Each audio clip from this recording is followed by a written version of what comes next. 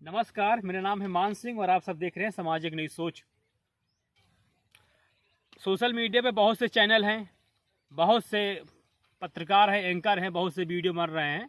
आप सोच रहे होंगे कि मेरी क्या ज़रूरत थी वीडियो बनाने की, और मेरी क्या ज़रूरत थी कि सोशल मीडिया पे काम करने के लिए मेरी क्या ज़रूरत थी। बहुत से एंकर हैं, लेकिन जो अंदर से एक फीलिंग होती है कि कुछ बनाएं, और जो कुछ रुका हुआ है इस देश में, जो क्राइम चल रहा है, कहीं ना कहीं बड़ी मीडिया इसको नहीं कवर कर पाती है, जड़ से नहीं दिखा पाती है।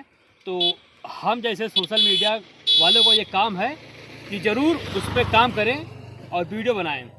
आज जो मैं घटना आपको बता रहा हूँ, ये कोई घटना नहीं है, ये हकीकत है। ये कहानी हकीकत है, भारत की उस असली टैलेंट की है जिसे चमक धमक वाले दफ्तरों ने नहीं बल्कि अभावों की आग ने तराशा है। उत्तर प्रदेश का बाराबंकी जिला है। अगेहरा गांव और तिरपाल से ढकी एक मामूली सी झोपड़ी, इस अंधेरे में रोशनी की एक ऐसी किरण पड़ रही है जिसने 7 समुंदर पार जापान तक अपनी धमक मचा दी है। यह कहानी है 12वीं की छात्रा पूजा पाल की, जिसने 4 साल की तपस्या से वो कर दिखाया जो बड़े बड़े वैज्ञानिक और करोड़ों के बजट वाले विभाग नहीं कर सके। पूजा ने बनाया है डस्ट फ्री थ्रेशर।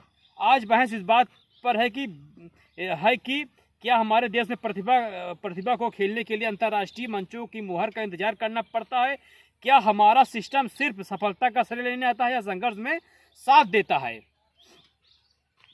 तर्क समझिए। भारत एक कृषि प्रधान है। हर साल गेहूं की मड़ाई के दौरान उड़ने वाली धूल न केवल पर्यावरण को प्रदूषित करती है बल्कि हमारे अन्नदाताओं के फेफड़ों में सिरलोकिसिस जैसी जानलेवा बीमारियों भर देती है। इस गंभीर जटिल समाधान किसी एयर कंडीशनर लैब से नहीं बल्कि एक किसान की बेटी दिमाग से निकाला है। पूजा ने सीमित संसाधनों में एक ऐसा मंत्र विकसित किया है जो मड़ाई के वक्त धूल को उड़ने से रोकता है। यह मॉडल न केवल राष्ट्रीय बल्कि अंतर्राष्ट्रीय स्तर पर अपनी उपयोगिता साबित कर चुका है, जिसके लिए उसे हाल ही में जापान बुलाया गया था। लेकिन अब सवाल उन नीति निर्धारकों से है जो पूजा पिछले 4 साल से इस मॉडल पर काम कर रही थी। क्या इन 4 सालों में किसी भी स्थानीय अधिकारी या शिक्षा विभाग ने उस झोपड़ी को दरवाजा खटखटाया? क्यों एक प्रतिभा को अपनी पहचान साबित करने के लिए विदेशी धरती की मुहर का इंतजार करना पड़ता है? भारत में स्टार्टअप इंडिया और इनोवेशन की बातों से बहुत होती है, लेकिन जब धरातल पर पूजा जैसी बेटियां तिरपाल से नीचे बैठकर आविष्कार करती हैं, तब सरकारी प्रोत्साहन कहां सोया होता है? क्या हमारा सिस्टम केवल उन लोगों के लिए है जिसके पास बड़ी बड़ी डिग्रियां हैं? क्या एक झोपड़ी में रहने वाली छात्रा को वैज्ञानिक दृष्टिकोण हमारे मानकों में फिट नहीं बैठता है? पूजा पाल का यह आविष्कार केवल एक मशीन नहीं बल्कि किसानों के हक के लिए लाइफ सेवर है। ग्रामीण क्षेत्रों में स्वास्थ्य सेवाओं का बुरा हाल है और धूल से होने वाली बीमारियां किसानों की आधी कमाई इलाज में फूंक देती हैं। अगर सरकार पूजा के इस मॉडल को बड़े पैमाने पर प्रमोट करे और थ्रेशर बनाने वाली कंपनियों के साथ मिलकर इसे जमीन पर उतारे तो यह पर्यावरण और स्वास्थ्य में एक क्रांति ला सकता है।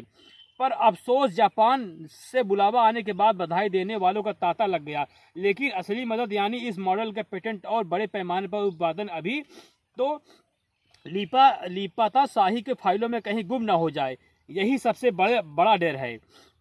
पूजा पाल की सफलता यह साबित करती है कि प्रतिभा सुविधाओं का मोहताज नहीं होती, लेकिन यह भी सच है कि सुविधाओं के बिना प्रतिभा का सफर बहुत लंबा और थकाऊ हो जाता है।